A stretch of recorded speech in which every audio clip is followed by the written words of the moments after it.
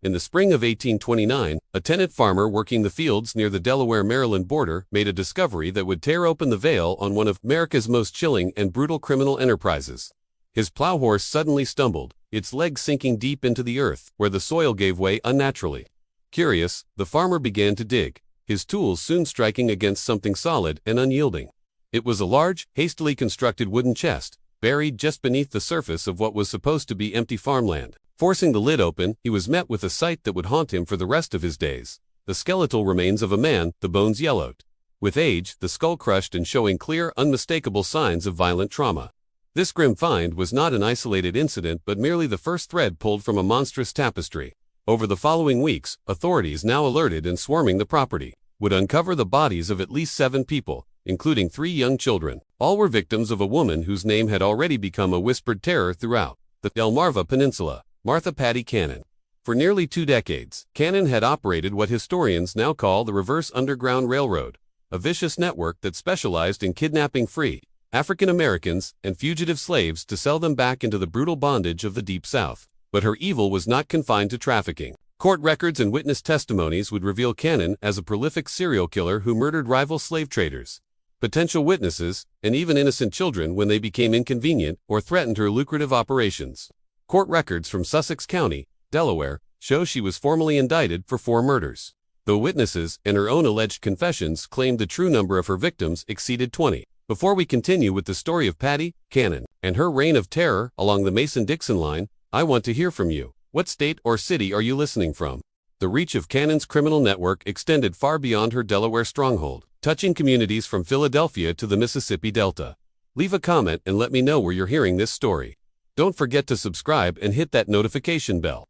These dark chapters of American history deserve to be remembered. The discovery of those buried remains would ultimately unravel a criminal conspiracy that had operated with virtual impunity for over a decade, protected by a perfect storm of jurisdictional confusion, deep-seated racial prejudice, and the simple, tragic fact that most of its victims were people whose disappearances went largely unnoticed, unmourned, and uninvestigated by the white society in power. The area where Patty Cannon built her empire of terror was uniquely suited for such nefarious activity. In the early 1800s, the region now known as Reliance, Delaware, sat at a chaotic intersection of 3 different jurisdictions: Sussex County in Delaware, and Caroline and Dorchester counties in Maryland. This strategic location was a criminal's paradise, allowing wrongdoers to literally step across a dusty road or a creek bed to escape pursuing lawmen from another county or state.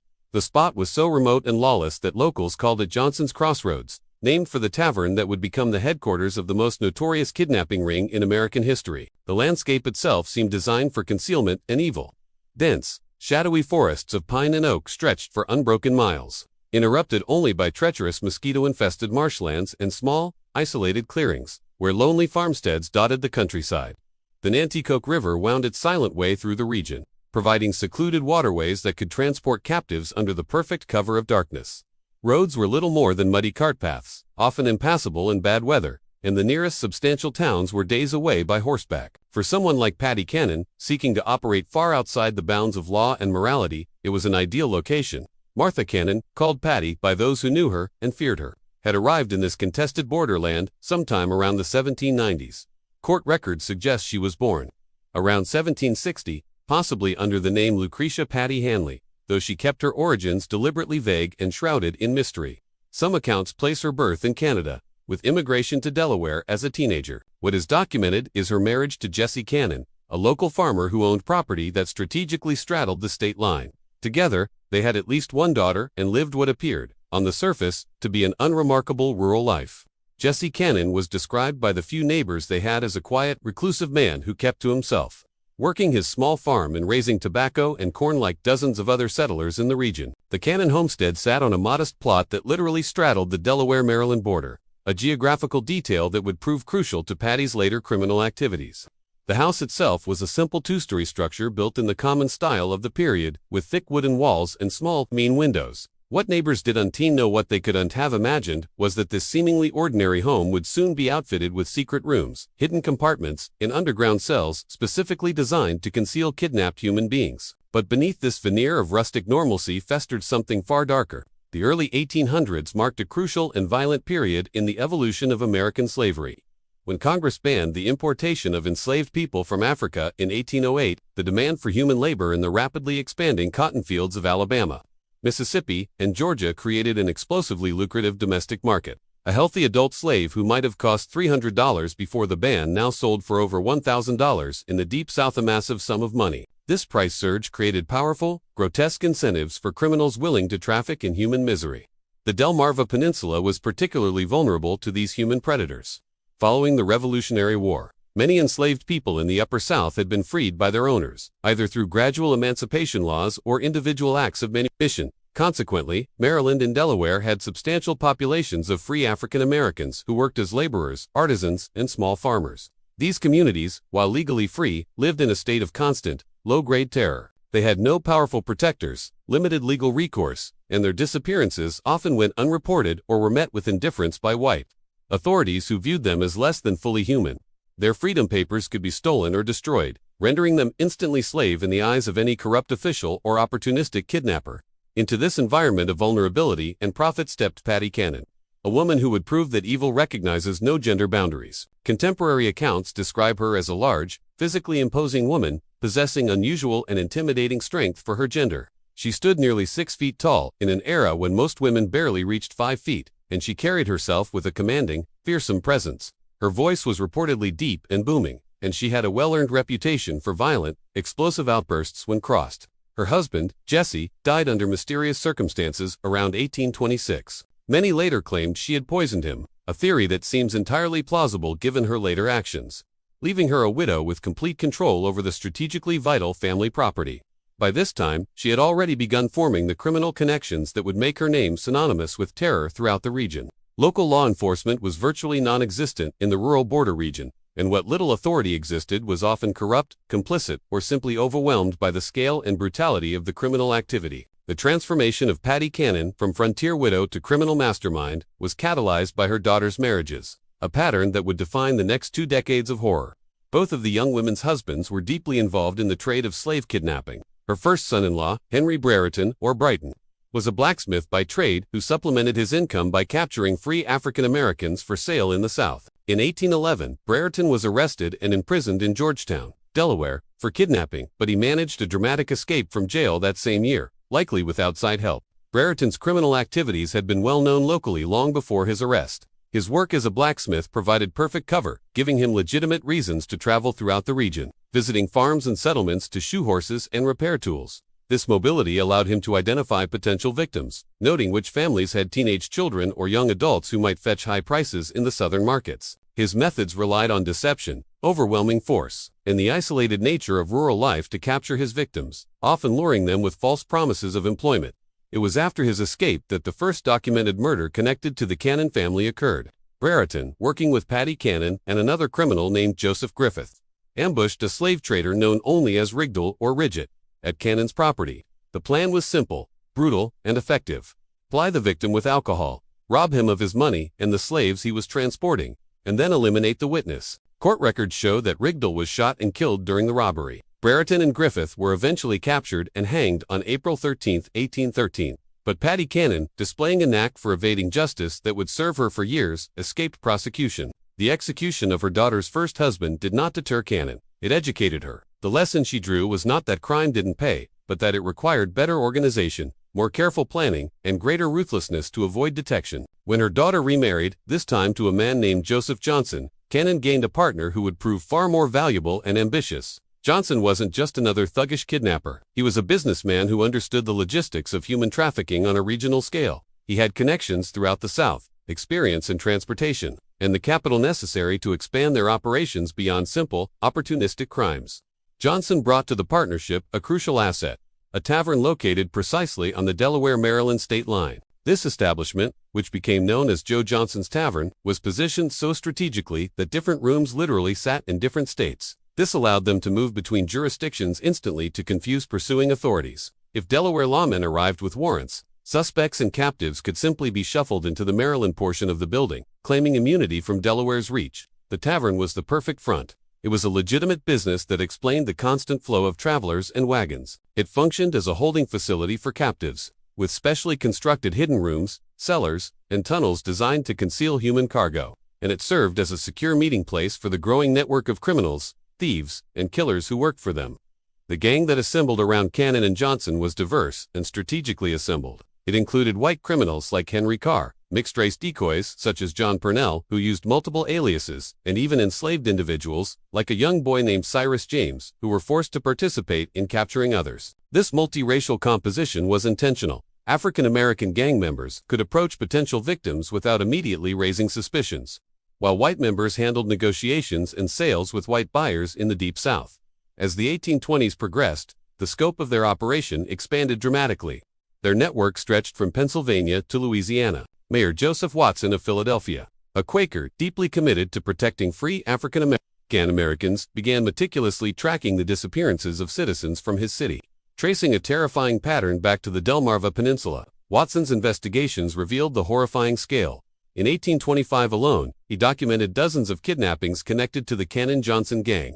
The victims were specifically chosen for their vulnerability. Young adults fetched the highest prices, but children were also valuable for their long potential years of labor. One of the most detailed accounts comes from Lydia Smith, a free 25-year-old black woman kidnapped in 1825. Her testimony, preserved in court records, describes being held first in Cannon's house, then moved to Johnson's Tavern, where she was kept in chains for 5 months in a dark, subterranean cell. She spoke of inadequate food, the sound of other captives, and the constant fear of being sold south. Only her eventual rescue by Mayor Watson's network saved her from this fate. The gang's operations were an open secret, but the victims were African Americans, in a society where their word carried little weight. This indifference only changed when the gang's violence began to claim white victims. They started robbing and murdering rival slave traders who came through their territory carrying large amounts of cash. These victims were white men, and their disappearances attracted the kind of attention that African American victims never received. The first such case occurred around 1820, when a slave trader from Georgia named Bell or Miller vanished. He was carrying a massive sum, some accounts suggest $35,000, and was last seen at Cannon's establishment. His horse was later found in her possession. When questioned, Cannon claimed the man had sailed south, but the story was full of holes. The method was always the same. Invite the trader to the tavern, get him drunk, learn about his money and plans, then murder and rob him. The bodies were buried on the property, and his money and any enslaved people he was transporting were absorbed into their criminal enterprise. By the mid-1820s, pressure was mounting. Mayor Watson offered substantial rewards for information. Their response was to become more violently paranoid, eliminating potential witnesses with even greater ferocity. This escalation would be their undoing. The crucial figure in the gang's exposure was Cyrus James. The mixed-race boy Cannon had purchased as a slave when he was 7. Raised in her household, he was forced to participate in the gang's activities, serving as a decoy. His intimate knowledge of the operations, combined with his growing horror at the violence he witnessed, made him both an asset and a liability. James later testified that he witnessed Cannon murder multiple people, including children. In one horrific account, he described seeing Cannon take a wounded African American child, who was not yet dead, from the house in her apron, only for the child to never be seen again. James knew where the bodies were buried, because he had been forced to help dispose of them. The end began in early 1829.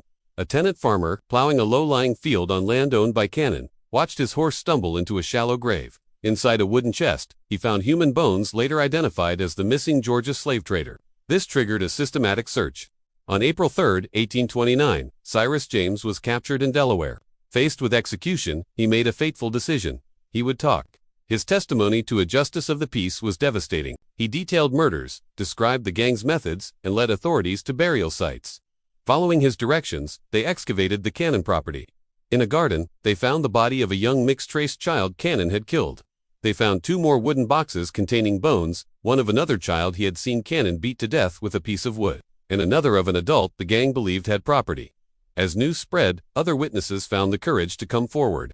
The investigation expanded beyond Delaware, with authorities in Maryland and Pennsylvania coordinating for the first time. On April 13, 1829, a grand jury in Delaware indicted Martha Patty Cannon on 4 counts of murder for the deaths of an infant female, a male child, an adult male, and a Negro boy. The charges carried the death penalty. The evidence was overwhelming. Imprisoned in the Sussex County Jail in Georgetown, Delaware, Cannon remained defiant and unrepentant. She reportedly began to speak freely, admitting to killing at least 24 people, describing murder as a simple business necessity. Her trial was scheduled to begin in late May, but Patty Cannon would never face a public trial. On May 11, 1829, approximately 3 weeks before her scheduled court date, jail guards found her dead in her cell. The official cause of death was suicide by poison, likely arsenic, though how she obtained it remains a mystery. She had chosen to control her own fate rather than surrender that control to the hangman. Her death effectively ended the reverse Underground Railroad on the Delmarva Peninsula. Her partner, Joseph Johnson, had fled to the Deep South. Only Cyrus James, whose cooperation was deemed crucial, was granted his freedom and relocated to Pennsylvania, where he reportedly later assisted the actual Underground Railroad. The investigation revealed the gang was responsible for kidnapping hundreds. Estimates ranged from 500 to 1,000 free African Americans, destroying countless families and lives. The economic value of their crimes was in the millions in today's currency, but the human cost was incalculable. Patty Cannon's body was initially buried in the Georgetown jail's graveyard. When the land was later developed, her remains were moved to a potter's field. In a macabre postscript, her skull was separated and put on display in various venues, including the Dover Public Library. As recently as 1961, a grotesque trophy from one of Delaware's darkest chapters. The legacy of Patty Cannon is a stark lesson in how evil flourishes in the gaps of jurisdiction, thrives on societal indifference, and preys upon the most vulnerable. Her story is the dark, twisted mirror of the Underground Railroad, a reminder that for every journey to freedom, there were countless others being dragged back into the darkness. It is a chapter of American history that deserves to be remembered, not for the infamy of the perpetrator, but for the memory of the hundreds of victims whose stories were nearly erased from history. What do you think of this story? Do you believe everything was revealed about the full scope of her criminal network? The evidence suggests that Patty Cannon's gang was part of a much larger system of illegal human trafficking that extended far beyond the Delaware-Maryland border. Many questions remain unanswered. Leave your comment below and share your thoughts about this dark chapter in American history. If you enjoyed this tale and want more horror stories from America's hidden past, subscribe, hit the notification bell, and share with someone who loves mysteries from our nation's forgotten crimes. See you in the next video where we'll explore another terrifying true story from the shadows of American history.